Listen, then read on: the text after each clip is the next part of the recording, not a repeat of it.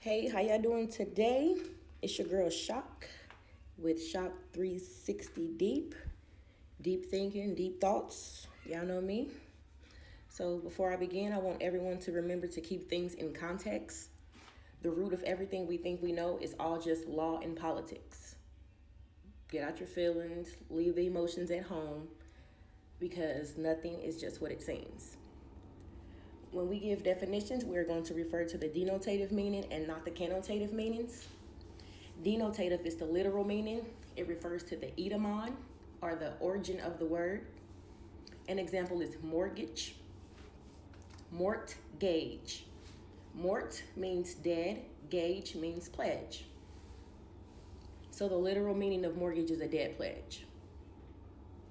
The modern dictionary gives this definition: mortgage, a temporary conditional pledge or promise of property to a creditor as a security for performance of an obligation or repayment of a debt. This would be your connotative meaning, and it's not what the word really means. Keep all focus on what these things mean in law. All praise to the woman of the universe. Without the mother, there is no father or son. 1 + 1 = 3, mother, father, and child, and that's the real Holy Trinity. How many words do you know of that sound the same but are spelled completely different and have different meanings? There are tons of them. These are called homophones, words that sound the same but have different meanings and spellings. Well, what if I told you that words are magic? Each word you speak carries a certain vibration. That vibration is energy, sound waves. When you shout out a profanity, when you curse, what are you really doing? You are cursing that individual you sent that curse to. What about writing in cursive? Remember Kanye said, sophisticated ignorance, I write my curses in cursive. Sophisticated because cursive is an art form, but why did he say ignorance? Ignorance is the lack of knowledge or information. It doesn't mean stupid. So we are using a sophisticated form of writing to curse, and we don't even know it. Now, what if I told you that those puppet masters who control this dimension, those who represent that 1%, have been using words to cast spells on us? It's right in our faces. Look at the word spelling. Spell. Casting spells through the use of language via vibrational sounds. We see it in religious indoctrination with the story of Yahshua. Jesus, the Son, S-O-N, of God, represents the sun, S-U-N. His disciples are the 12 zodiacs that circle the sun. He is often portrayed with a sun ray or sun rays around his head, or directly on the center of a cross with a circle around it. There are many more examples of this, but for the sake of staying on topic, we'll save that for another video. Coming up, my dad used to always talk about how the enemy was going to attack us from all angles. They were masters of deceptions, liars by nature, and they'll even use language. English is like the lowest vibrating language you can speak.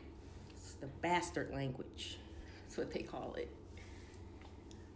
Earlier, I mentioned connotative and denotative. This is an awesome example of what it means to be double-tongued or to double talk. Anybody still under religious control should remember that before the enemy gave you the Bible, they manipulated it. They manipulated it by using different forms of English trickery, word trickery. People say it's boring, to study the subject English. However, the Bible is full of parables, allegories, metaphors, homophones, and similes. English composition, English literature teaches this. If you do not know what those are, I suggest that you get to know them, because that's the only way you'll be able to read any book of light with your single eye.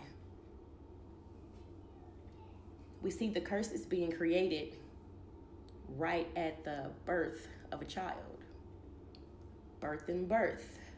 B-I-R-T-H, B-E-R-T-H. Birth of a child, birth of a ship. A child comes out of his mother's womb and down the birth canal where it reaches the doctor. Notice how the doctor is only there to deliver the child. They rarely stick around afterwards. In fact, most doctors get there right as you're delivering, and as soon as your child is out, they are out. The child is then immediately weighed and documented, and the baby signs the document with his footprint, and the mother signs over her rights to the state with the birth certificate. Notice the father never signs the document. He only writes his name and info, and sometimes the mother does that too. Only the woman signs it. Your baby then receives a property ID number or a social security number, and is now a ward of the state.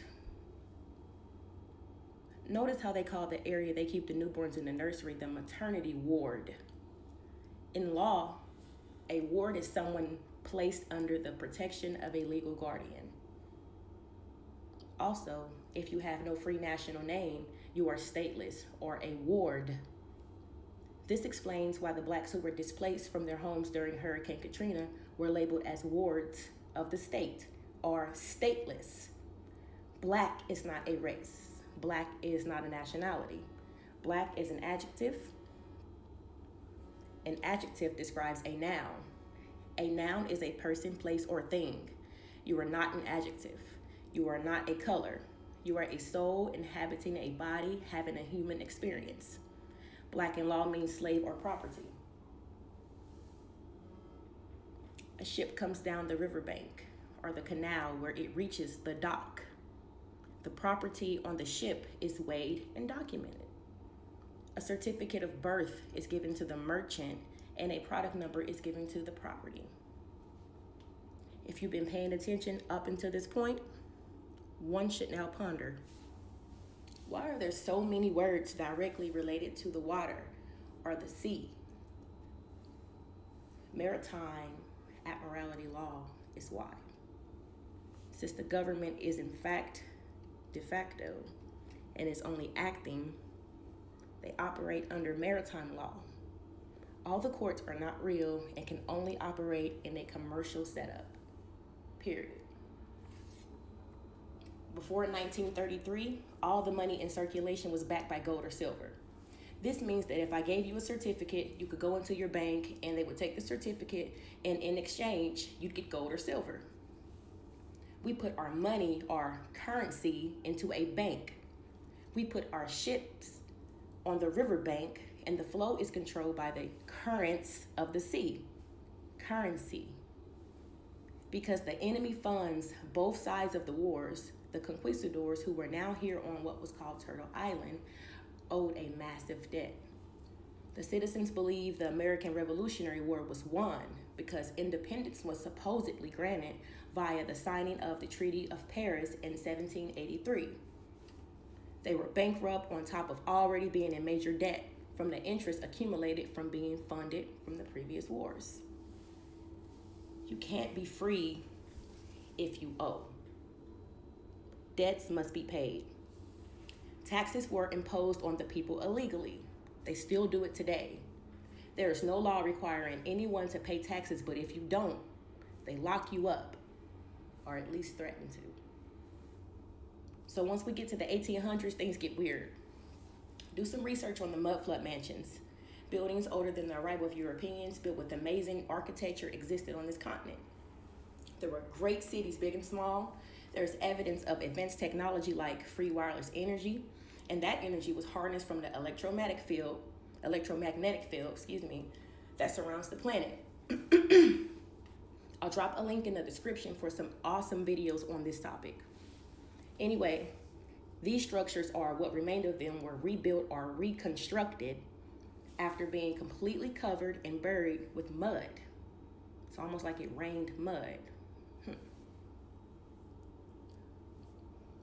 Other city buildings show signs of destruction, like singe marks, like from a blast or several blasts. If nobody was here except for natives, who they claim lived in teepees and huts and who were savages who had no technology, who built the amazing mansions and city buildings? The Statue of Liberty is sitting on a star fort. A star fort is a structure created to protect from heavy impacts of the cannon during wars. The Roman Lady Liberty was sitting on top of a star fort to conceal it. The question still arises, who built it if the invaders didn't? I now know it's no coincidence that they chose to call this or that millennium the Age of Reconstruction. They destroyed, then reconstructed history. Then they wrote the story. History, his story. These lies are all over the place, and it's finally coming to light that it's all been a huge cover-up. So in 1822, you have the secret Treaty of Verona, where Woodrow Wilson sold what they had conquered. This included the land, its resources, and all the people on it. They started labeling us as property way back in 1727 with the Christian Black Codes. It's a strategic plan that's been set up to hit all our ancestors and their heirs. That's us. Lincoln had set up a bank for the natives called the Freedmen's Bureau in 1865. These people who were called freedmen, they were freed from indentured servitude.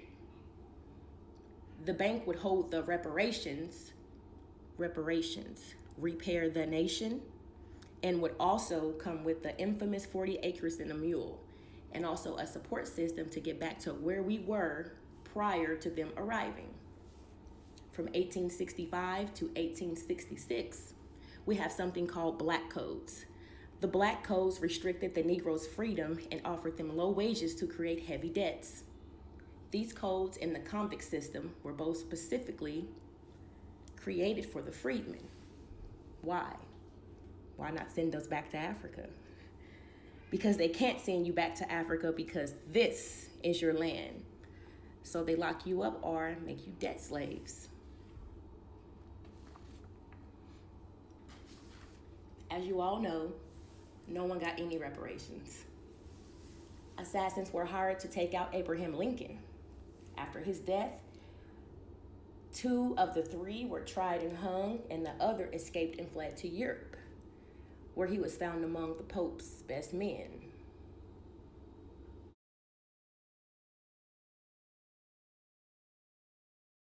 Let that sink in. Shot the sheriff and fled to Paris in the darkest hour. The bank was reversed and all the plans with it.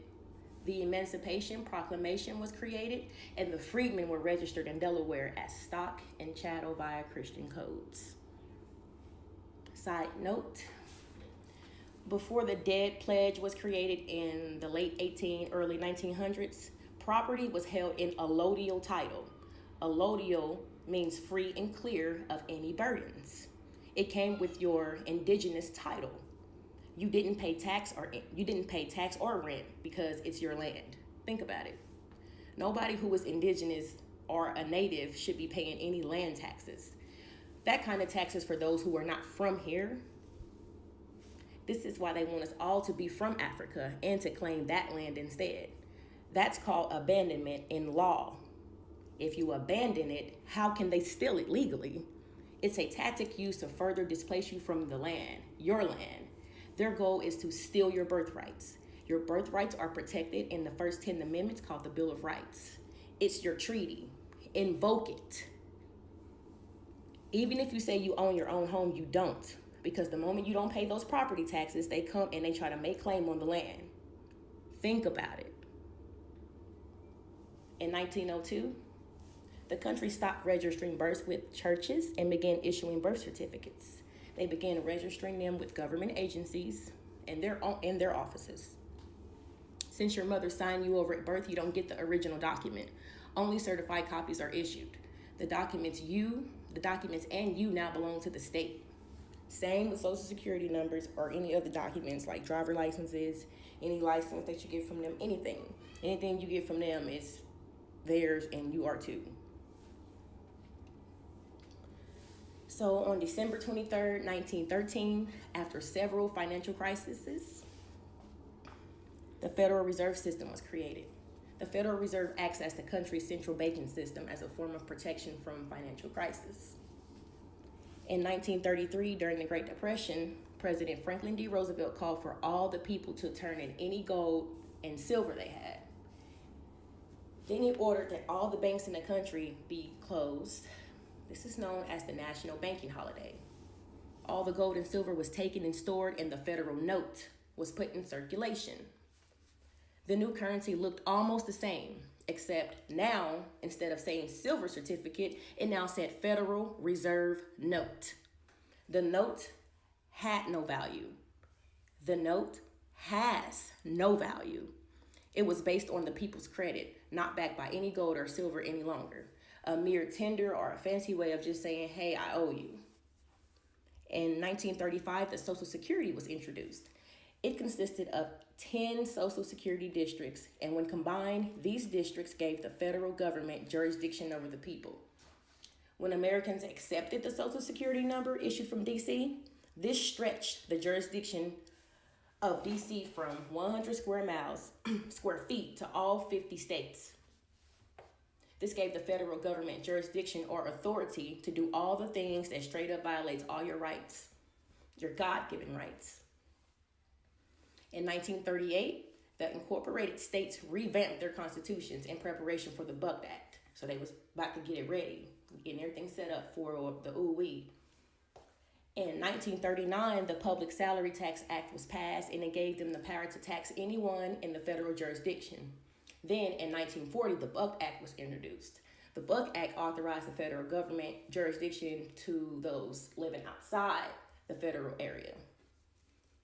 Washington, D.C. is the state capital, and it was first created on July 9th, 1790, with the passing of the Residence Act, and that approved its creation. The District of Columbia is the seat of the federal government. It was created by Congress, so it's not a part of any state. It does not belong to the government. It's created, fictitious. Virginia and Maryland both donated land, which was stolen land because, remember, natives lived on the entire continent where European criminals came here stealing. Virginia and Maryland. Listen to this. Virginia and Maryland. Virginia, virgin. Maryland, Mary. Virgin Mary. Proof we are secretly ran by the Vatican. D.C. is a federal district. Originally, the district was only to operate in a square 10-mile radius on each side, equaling 100 square miles. The Federal Reserve is a privately owned business, and it is not a part of the Republic government, but it's acting as such, making it de facto as well. Other things make it de facto as well, but it was and still is privately funded and owned by someone who doesn't even live in this country. Overseas businessmen. In law, the first thing that must be established in court before any proceeding is done is whether or not a court has jurisdiction or authority. Subject matter is key. An example would be trying a commercial crime in a family court. A court must operate in the correct jurisdiction or the case. Judgment or ruling is null and void.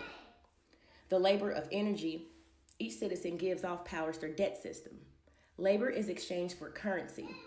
Currency is the flow of energy, your energy. The Social Security number in the birth certificate ensures that the debt will be paid. It's the collateral for the interest accumulated. We are what was pledged. Our birth certificates are traded on the stocks and bonds exchange market in New York, the New York of England, which is why they say you are born in bondage. Stocks and bonds, bondage. Nothing is a coincidence. And yes, you should question everything.